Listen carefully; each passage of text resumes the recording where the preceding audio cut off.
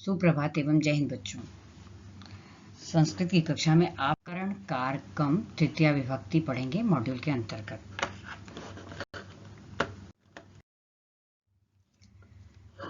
करण कारक आपने पढ़ा है हिंदी में भी। करण कारक जिसका चिन्ह से तृतीया विभक्ति के अंतर्गत पढ़ेंगे। करण कारक के बारे में जिसकी सहायता से कोई कार्य किया जाए उसे करण कारक कहते हैं।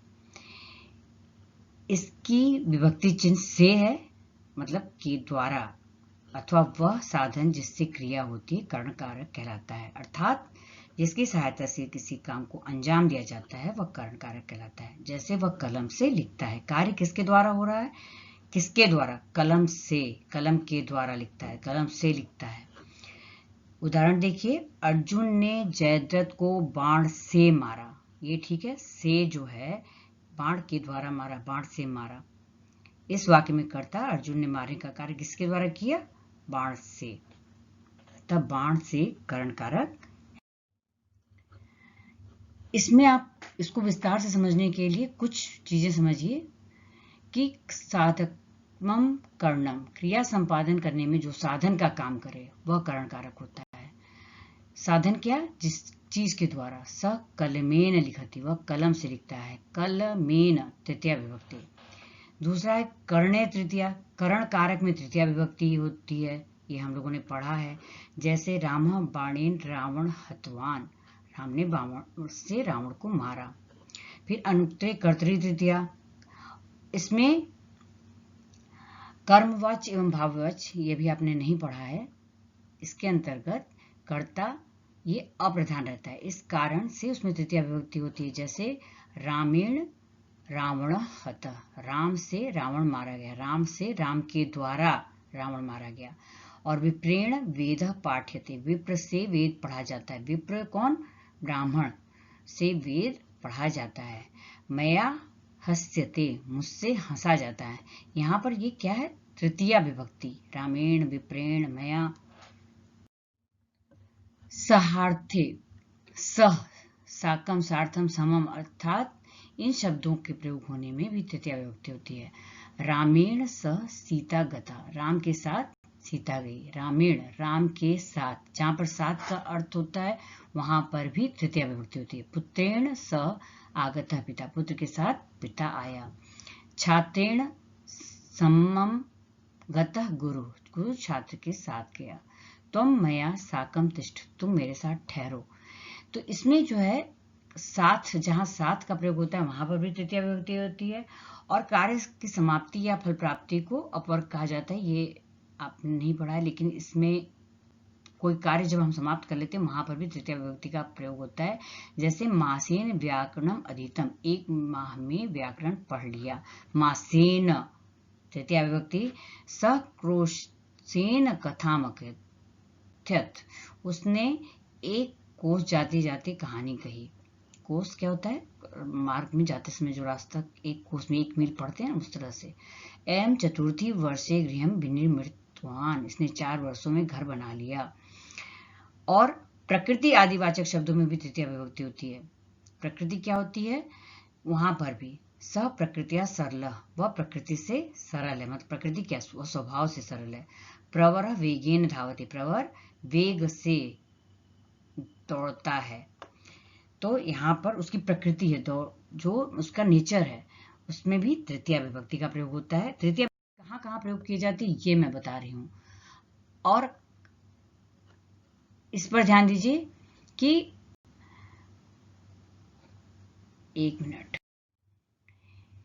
अंग विकार, ठीक है, जहां पर अंग विकार होता है, किसी के अंग में कोई दोष होता है, वहां पर भी तृतीया विभक्ति होती है। जैसा कि आपने पढ़ा था अपूर्व पादेन खंज, तो पैर से लंगड़ा है। स अक्षरा कारण अस्ति, वह आंख से काना है। मुकेश पादेन खंज अस्ति, मुकेश पैर से लंगड़ा है। कर्णन बधिर अस्ति राम निवास, राम निवास जो है बधिर माने बहरा, कर्णन कान से बहरा है। और किसी चीज से हीन होने पर, अलग होने पर, उसमें वहां पर भी तृतीया विभक्ति होती है। हीन और रहित, अलम कृतम किम आदि से जहां पर निषेध किया जाता है, मतलब मना किया जाता है, वहां पर भी तृतीया विभक्ति होती है कि स धनेन हीन अस्ति, वह धन से हीन है। धनेन तृतीया विभक्ति। अलम जहां पर मना किया जाता है, नहीं, विवाद व्यर्थ है। अलम विवादेन, विवाद जो है होता है उसको नहीं करो, वहां पर भी तृतीया विभक्ति का प्रयोग होता है। एकेन ऊनम, एक कम। गर्वेण शून्य, गर्व से शून्य, तृतीया विभक्ति। और पृथक माने अलग करने में, बिना, नाना आदि शब्दों की योग से विकल्प में भी तृतीया विभक्ति होती है। और इस प्रकार से आपने तृतीया विभक्ति का प्रयोग हम कहाँ कहाँ करते हैं। हेतु अर्थात कारण के अर्थ में तृतीया और पंचमी दोनों विभक्तियां होती हैं। जैसे दंडेन घटा भवति, दंड से घड़ा बनता है। श्रमेण धनम मिलति, श्रम से धन मिलता है। पुण्येन सुखम मिलति, पुण्य से सुख मिलता है।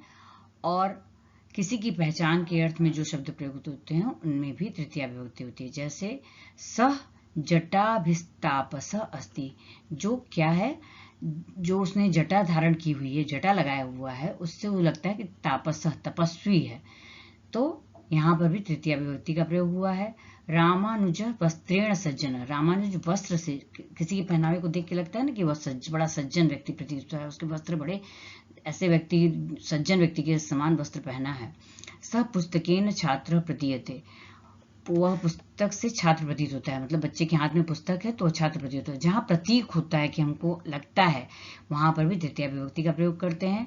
और किसी के साथ जाने के अर्थ में भी जो शब्द प्रयुक्त होते हैं उनमें भी तृतीया विभक्ति होती है। जैसे सीता रामेण सह वनम अगच्छत, सहयुक्ते प्रधान तृतीया, मतलब जिससे किसी के साथ जाते हैं वहां पर भी तृतीया ही प्रधान होती है। सीता रामेण सह वनम अगच्छत, सीता राम के साथ वन जाती है, वन गई। श्यामा बालकेन सार्थम क्रीडति, श्याम बालक के साथ खेलता है। और किसी की तुलना किया जाती है, जहां पर ये देखिएगा, जहां पर किसी व्यक्ति की किसी के साथ तुलना की जाती है वहां पर भी तृतीया विभक्ति का प्रयोग करते हैं।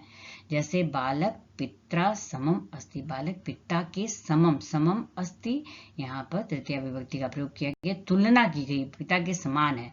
सीताया मुखम चंद्रेण तुल्यम अस्ति, सीता का मुख चंद्रमा के तुल्य है, चंद्रमा के समान है, इतना सुंदर है जैसे चंद्रमा से उसकी तुलना की गई है। तो यहाँ पर भी हमने जो है तृतीया विभक्ति का प्रयोग किया है। तो करण कारक तृतीया विभक्ति का प्रयोग हम कहाँ कहाँ करते हैं ये हमने इस पाठ में पढ़ा। और जहां तक मेरा समझना है, मेरा मानना है कि इसको पढ़ने के बाद आप लोगों के समझ में तृतीया विभक्ति कहाँ प्रयोग की जाती है भली बात आ गया होगा। आज के मॉड्यूल में बस इतना ही। धन्यवाद। जय हिंद।